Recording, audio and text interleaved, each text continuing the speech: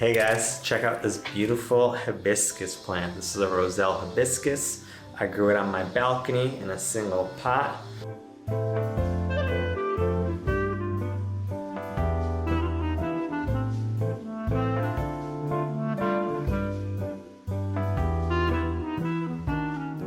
If you're thinking about homesteading and you live in an apartment, this is a great choice. You can preserve it, you can make tea from it, you can make cold tea, hot tea, you can even make jams, and it's really easy to do just in a single pot. If you want to learn more, just watch the rest of the video and I'll show you harvesting it, and I'll tell you what I learned growing it and how I fertilize it and everything. So this is a Roselle hibiscus. Some hibiscuses are not edible. This is an edible one, so if you're buying hibiscus from seed or a seedling, make sure to get an edible hibiscus. The Roselle hibiscus is an edible one. I got this one from a seedling and I put it on the balcony, and I gave it a soil with perlite, about 20-30% perlite, so it doesn't retain the water for that long, and I watered it daily in my irrigation system. I actually didn't think about watering it, just had it hooked up in a irrigation system that watered it about 1 minute per day, and that was enough. It does need a bunch of sunlight. It doesn't want that much wind. Mine actually got a lot of wind, so it's a little bit crooked.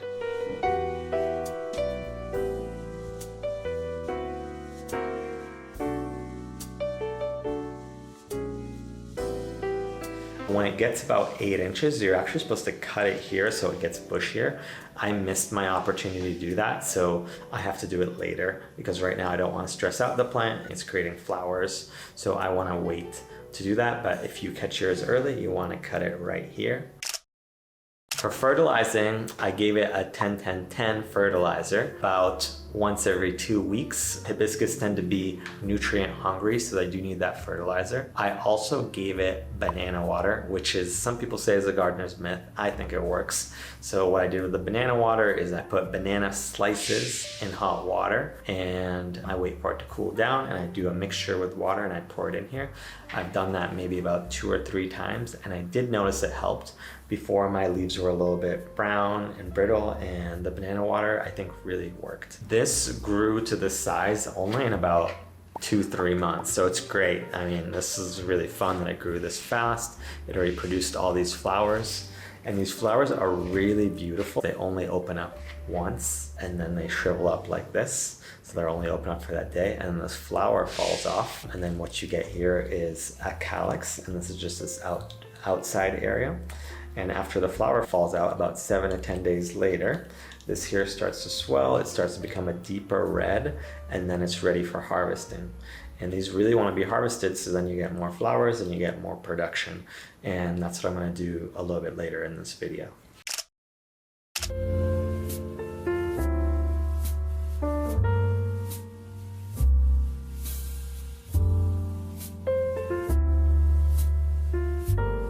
So some challenges I had with this, I actually had some of these flowers fall off before they were even blossoming. And that meant there was a nutrient deficiency. So I gave it another round of fertilizer, just the 10-10-10, and I gave it banana water, and it seemed to have done the trick. Now I don't have any of the flowers falling off. So these calyxes are ready to harvest when they're still soft, but they're this deep red about 7 to 10 days after the flower falls off. And you don't want to wait for them to get too brittle and old, otherwise they're just not that good for teas or whatever you want to use them for. But if you do decide to leave these on, what actually happens is the seed pod can mature more and you can have seeds for next year. If you cut them for harvest and production, the seed pods don't develop enough, so then you can use the seeds. So what I'm going to do is I'm actually going to cut most of them off, but I'm gonna leave to use for seeds for next season. So in a future episode, I am going to make a video about growing Roselle hibiscus directly from seed. So if you follow along, you can watch that video.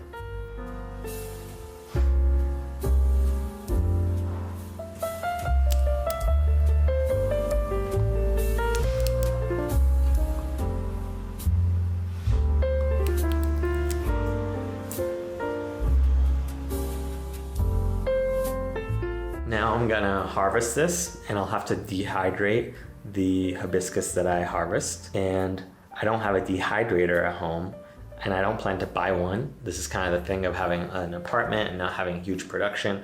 You don't want that much equipment, but I'm gonna show you how to dehydrate it both in the fridge, and I'll tell you about how to dehydrate it in the oven as well. But you know, fridges actually are a great hack for dehydration because they're always pulling out moisture. And if you're in an apartment, that's a great choice. All right, so let's harvest this baby. So all I'm gonna do is just very carefully snip it off. I'm just using a regular pair of scissors here. As you can see, I got a nice calyx right here. I'm gonna do my next one. It's starting to rain. I'm not sure if you can hear that. That sounds really nice.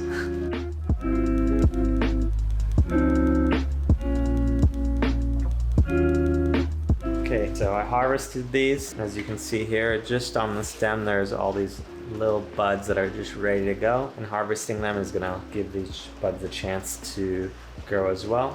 These ones here aren't quite ready yet. They're still a little small and still a little green. I think they have a chance to get a little bit bigger. So I'm gonna leave them on the vine. And very cool, look at this. I have my first harvest. How exciting is that? Here I have a handful of calyxes, and it's my first hibiscus harvest. Very exciting. Since I only have a few here, I'm gonna cut them up and prepare them to be dehydrated just in a plate in my fridge. I have just enough hibiscus to fit in my fridge. Definitely don't need a dehydrator. And I also don't really want to turn on the oven. So I'm just gonna put these in for about 4 to 5 days. I'm gonna check on them.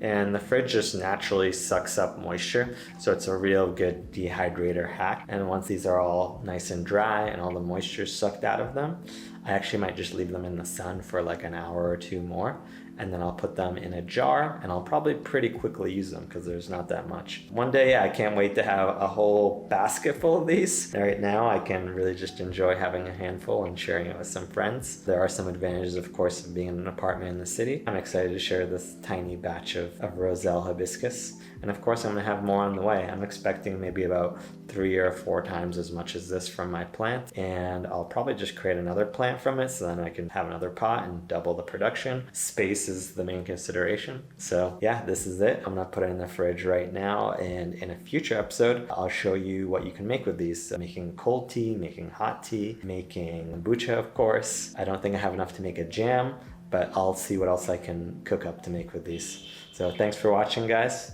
and I'll see you in the next video.